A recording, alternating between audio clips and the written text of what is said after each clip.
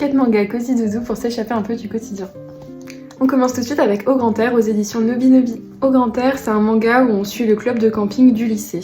On suit plusieurs héroïnes à travers leur passion pour le camping alors qu'elles découvrent les magnifiques paysages autour de chez elles et qu'elles renforcent leurs amitiés. C'est un manga super chill, super calme, tout doux, où on suit des petits personnages trop gentils et trop mignons avec plein de petites touches d'humour qui fait que c'est super reposant de le lire.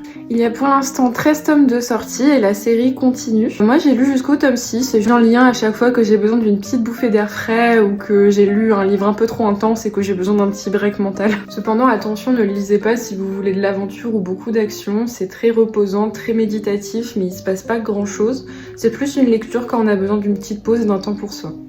On passe ensuite par La Randonneuse aux éditions Kazai. Dans ce manga, on suit une jeune femme de 27 ans qui est une employée de bureau et qui est passionnée par la randonnée en solo. J'appuie sur le point solo parce qu'elle aime vraiment pas les gens et c'est super drôle.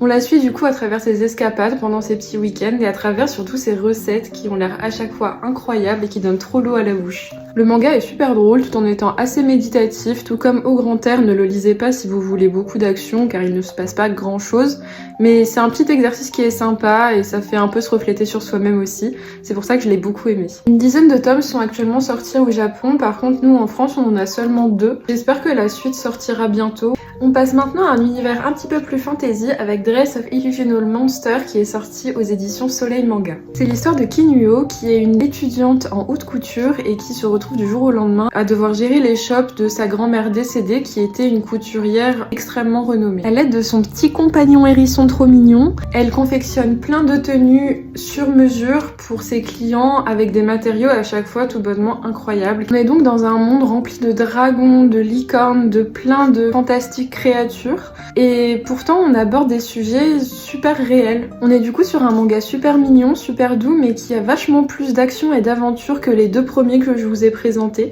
Donc si vous cherchez quelque chose qui bouge un peu plus, je vous recommande celui-là. Regardez comme il est joli le tome 2. C'est une série en 4 tomes qui est terminée, du coup c'est une petite série courte, sympa et facile à lire.